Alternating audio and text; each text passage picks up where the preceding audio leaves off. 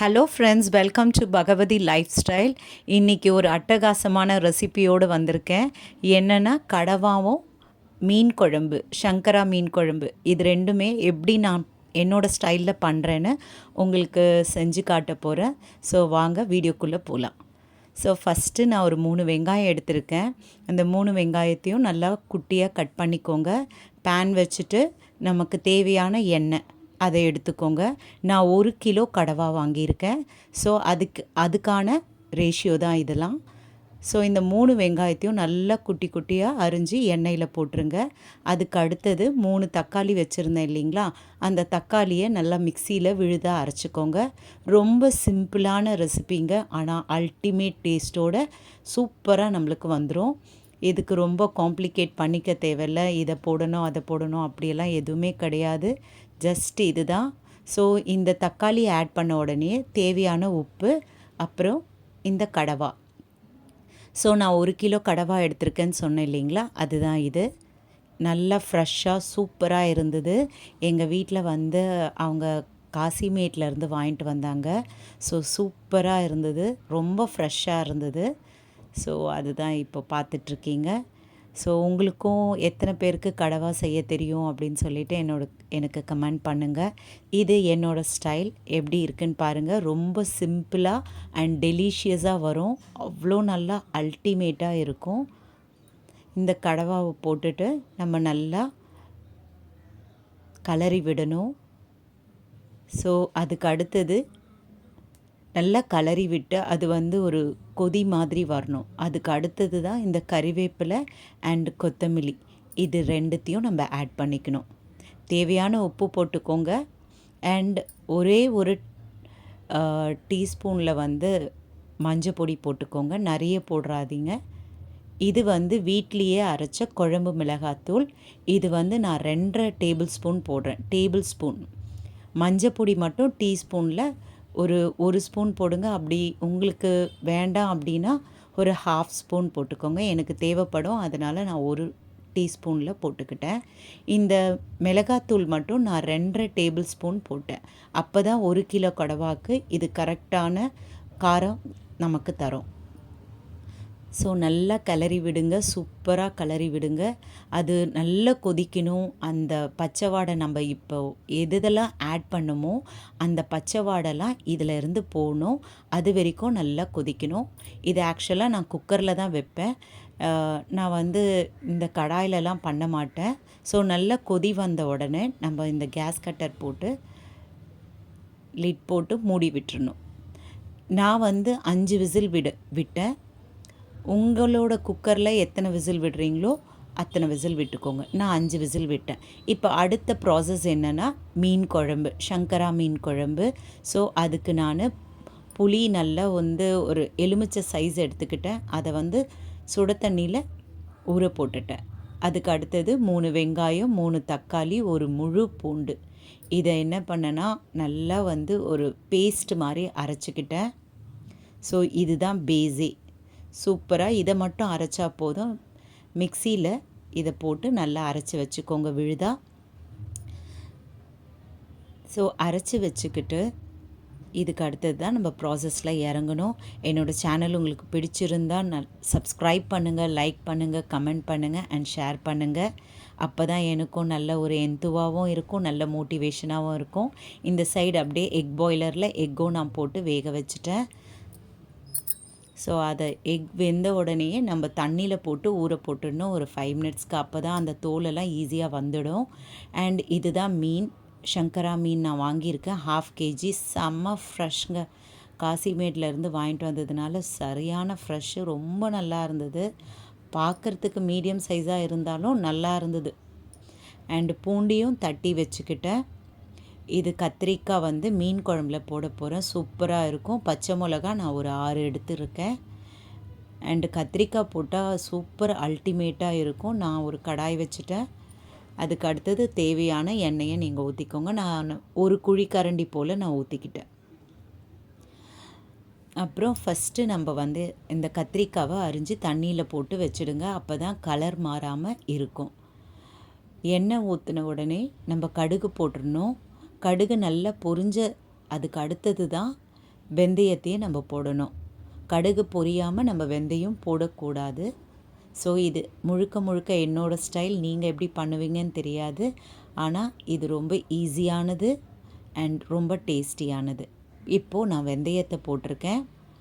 வெந்தயம் நல்லா கொஞ்சம் பொரிஞ்சு வரப்போ நான் இந்த கத்திரிக்காவை அதில் ஆட் பண்ணிடுறேன். ஸோ பாருங்கள், அப்பா படபடன்னு வெடிச்சது சூப்பராக. அண்டு கத்திரிக்காவை போட்டுட்டு ஒரு நல்ல ஒரு கலரி விடுங்க. கத்திரிக்காய் வந்து ஒரு 1/4 பங்கு வெந்தால் போதும் எண்ணெயிலேயே. அதுதான் சூப்பராக இருக்கும். அதுக்கு கொஞ்சம் நம்ம டைம் கொடுக்கணும். இந்த பக்கம் எனக்கு கடவா ரெடி ஆகிடுச்சு. ஓப்பன் பண்ணி காட்டுறேன் பாருங்கள். சூப்பராக இருக்குங்களா? என்ன கலர் வந்திருக்கு பாருங்கள், டெக்ஸ்சர். இது முழுக்க முழுக்க நான் அரைச்ச வீட்டு மிளகாத்தூள், குழம்பு மிளகாத்தூள். ஸோ எந்த பவுடரும் நான் ஆட் பண்ணல. இந்த கத்திரிக்காய் பாருங்களேன், ஒரு 1/4 பங்கு வெந்தால் போதும், அதிகமாக வேக விடக்கூடாது. அதுக்கு அடுத்தது நான் அரைச்சி வச்ச இந்த பேஸ் இருக்குது இல்லைங்களா, இந்த விழுது, வெங்காயம், தக்காளி, ஒரு முழு பூண்டு, அந்த அரைச்சி வச்ச விழுதை இதில் சேர்த்துக்கோங்க. கூடவே பச்சை மிளகா, தட்டி வச்ச பூண்டு அதையும் சேர்த்துக்கோங்க. சேர்த்துட்டு ஒரு நல்ல கலரி விடுங்க. நல்லா கலந்து அந்த எண்ணெய் பிரிஞ்சு மேலே வரணும். அப்போது ஒரே ஒரு டேபிள் ஸ்பூன் வந்து மஞ்சள் பொடி சேர்த்துக்கோங்க.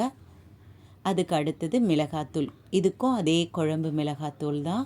இது வந்து நல்லா 2 ஸ்பூன் இல்லை 3 ஸ்பூன் போடுங்க. ஏன்னா மீன் குழம்பு கொஞ்சம் காரசாரமாக இருந்தால் தான் நல்லாயிருக்கும். Table spoon.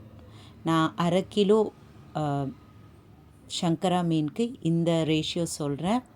ஏன்னா நம்ம கத்திரிக்காய்லாம் போடுறோம் இல்லைங்களா, அதுக்காக குழம்பு நம்மளுக்கு நல்ல ஒரு திக் பேஸில் வரும். அதுக்கு அடுத்தது தேவையான உப்பு போட்டுக்கோங்க. அந்த பக்கம் ஒரு சைடு கடவா ரெடி ஆகிட்டுருக்கு. குக்கரை ஓப்பன் பண்ணி ஜஸ்ட்டு மேலே எண்ணெய் பிரிஞ்சு வர்றது வரைக்கும் நம்ம வெயிட் பண்ணிவிட்டு மேலே கார்னிஷிங் கொடுத்துட்டா அவ்வளோதான், கடவாவும் ரெடி ஆகிடும். இது நல்ல ஒரு கலரி அந்த விழுது, கத்திரிக்காய் எல்லாமே ஒரு பேஸ்ட் மாதிரி சூப்பராக வந்துடும். அந்த பச்சை வாடை போகிற வரைக்கும் நம்ம வெயிட் பண்ணணும், எண்ணெய் பிரிஞ்சு மேலே வர்றது வரைக்கும். அதுக்கு அடுத்தது தண்ணி வந்து லைட்டாக ஒரு 1/2 டம்ளர் ஊற்றிக்கோங்க. அப்போ தான் அந்த கொதிக்கும் போது அந்த பச்சை வாடெல்லாம் நமக்கு போயிடும். அதுக்கு அடுத்தது புளியை நம்ம வந்து சிம்மில் வச்சு கொஞ்சம் சூடு காட்டணும் இல்லைங்களா. இப்போ அந்த புளி நல்லா கரைச்சி வச்சுக்கோங்க. ஒரு எலுமிச்சை சைஸ் புளி இருந்தால் போதும். நிறைய புளி விட்டிங்கன்னா ஒரே புளிப்பாக இருக்கும். ஸோ நம்ம தக்காளியெல்லாம் ஆட் பண்ணுறோம், ஓரளவுக்கு தான் புளி ஊற்றணும். ஸோ அதுக்காக ஒரு எலுமிச்சைப்பழ சைஸ் போதும். ஸோ அதையும் நல்லா கலரி விடுங்க. இது கலரி விட்ட உடனே சூப்பர் வாசனை இருக்குங்க, செம்மையாக இருக்கும். அண்டு உங்களுக்கு எவ்வளோ திக்னஸ் வேணும், எவ்வளோ வேணும் அந்த மாதிரி நம்மளுக்கு தெரியும் இல்லைங்களா. ஸோ அந்த தருணத்தில் நம்ம எவ்வளோ தண்ணியோ அதை மட்டும் ஆட் பண்ணிவிட்டு அதுக்கு அடுத்தது கொதிக்க விட்டுடுங்க. இது நல்லா கொதித்து அந்த பச்சை வாடெல்லாம் போகிறது வரைக்கும் நம்ம வெயிட் பண்ணணும். அந்த பக்கம் கடவா ரெடி ஆகிட்டுருக்கு. என்னோட நிறைய லாங் வீடியோஸ்லாம் போட்டிருக்கேன். பிரியாணி, சிக்கன் பிரியாணி, மட்டன் பிரியாணி, நிறைய லாங் வீடியோஸ்லாம் போட்டிருக்கேன். உங்களுக்கு விருப்பப்பட்டால் என்னோடய சேனலில் போய் பாருங்கள், சூப்பராக இருக்கும். நிறைய ஷார்ட்ஸ் எல்லாம் போட்டிருக்கேன், அதையும் நீங்கள் பார்க்கணும். எனக்கு எல்லோரும் பார்த்து வெல்கமிங்காக என்ன பண்ணால் தான் எனக்குமே கொஞ்சம் சந்தோஷமாக இருக்கும். ஸோ இப்போது நான் மிளகாத்தூள் ஆட் பண்ணுறேன் இல்லைங்களா, அதுதான் நான் ஃபஸ்ட்டே உங்ககிட்ட சொன்னேன் 3 டேபிள் ஸ்பூன் போடுங்க அப்படின்னு சொல்லிட்டு. நான் ஆக்சுவலாக 2.5 டேபிள் ஸ்பூன் தான் போட்டேன். அதனால தான் நான் ஃபஸ்ட்டே உங்களுக்கு 3 டேபிள் ஸ்பூன் போட்டால் தான் சூப்பராக இருக்கும். ஒரு திக்கு வந்து அந்த திக்கான கன்சிஸ்டன்ட் வந்துடும் நமக்கு. சூப்பராக இருக்குங்களா கடவா? செம்மையாக, அவ்வளோ ஒரு டெக்ஸ்சரில் செம்மையாக இருக்குது. அவ்வளோதான். இந்த கன்சிஸ்டன்சியில் நம்ம வந்து கொத்தமல்லியை கார்னிஷிங் பண்ணி ஆஃப் பண்ணிட வேண்டியது தான். அவ்வளோதான், இதோட வேலை முடிஞ்சிருச்சு. அதுக்கு அடுத்தது மீன் குழம்பு நல்லா கொதி வரணும். அந்த கொதிக்கும் போது தான் நம்ம மீனை போடணும், ஃபஸ்ட்டே நம்ம போட வேண்டாம்.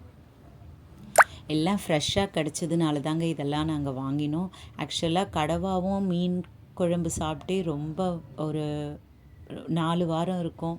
கண்டிப்பாக சாப்பிடவே இல்லை. ஆக்சுவலாக நிறைய சிக்கன், மட்டன் அந்த மாதிரி தான் எடுத்துக்கணும். நாங்கள் வந்து வீக்லி ரைஸ் தான் சாப்பிடுவோம் நான்வெஜ். அண்ட் கொத்தமல்லி போட்டாச்சு கடவால், அவ்வளோதான். ஸ்டவ் ஆஃப் பண்ணிட்டோம். அதோடு நம்ம எதுவுமே பண்ணக்கூடாது, அப்படியே விட்டுடணும். மூடி போட்டு நம்ம விட்டுடணும். அதுக்கு அடுத்தது நம்ம மீன் குழம்பு ப்ராசஸில் தான் போகணும். அது நல்லா ஒரு கொதி வரணும். நல்லா கொதித்து ஒரு 5 நிமிஷம் நல்லா கொதிக்கணும். அப்போ தான் வந்து அந்த பச்சை வாடெல்லாம் நல்லா போகும். ஸோ இந்த கடவாவை நான் எவ்வளோ ஜூம் பண்ணி காட்டுறேன் பாருங்கள். ஆக்சுவலி இப்போ நல்லா கொதிக்குது. இப்போது இந்த தருணத்தில் நீங்கள் வேறு பாத்திரத்தில், எந்த ஸ்டீல் பாத்திரத்தில் நீங்கள் ஷிஃப்ட் பண்ணிக்கணுன்னா பண்ணிக்கலாம். ஏன்னா மீனை போட்டுட்டு வேறு எந்த பாத்திரத்திலும் ஷிஃப்ட் பண்ணக்கூடாது, ஏன்னா மீன் உடஞ்சிடும். ஸோ நான் வந்து வெறும் கொதிக்கும் போது வேறு பாத்திரத்தில், ஸ்டீல் பாத்திரத்தில் ஷிஃப்ட் பண்ணிக்கிட்டு அதுக்கு அடுத்தது தான் மீனை போட்டேன். ஸோ மீன் போட்ட உடனே ரொம்ப நேரம்லாம் கொதிக்க விடாதீங்க. நம்மளுக்கு ஏற்கனவே நல்லா ஒரு 5 நிமிஷம் 7 நிமிஷம் வரைக்கும் நல்லா கொதிச்சிருச்சா, அந்த பச்சை வாடெல்லாம் போயிடுச்சு. மீன் போட்டு ஒரு 3 செகண்ட் 3 நிமிஷம் 3 நிமிஷம் இஸ் எனஃப்ன்ட்டு தான் நான் சொல்லுவேன். ஏன்னா அந்த அளவுக்கு மீன் வெந்தால் போதும். அதுக்கு மேலே விட்டிங்கன்னா மீன் உடஞ்சிடும். அந்த சூட்லேயே இன்னும் மீன் வந்து நல்லா வெந்துடும். பாருங்கள், நான் ரொம்பலாம் கொதிக்க விடலை, ஜஸ்ட்டு மீனை போட்டேன் அண்டு கொதிக்கிற தருவாயில் நான் ஆஃப் பண்ணிட்டேன். அப்போ தான் மீன் உடையாமல் பாருங்கள். உங்களுக்கு இந்த சேனல் பிடிச்சிருந்தால் like and share and subscribe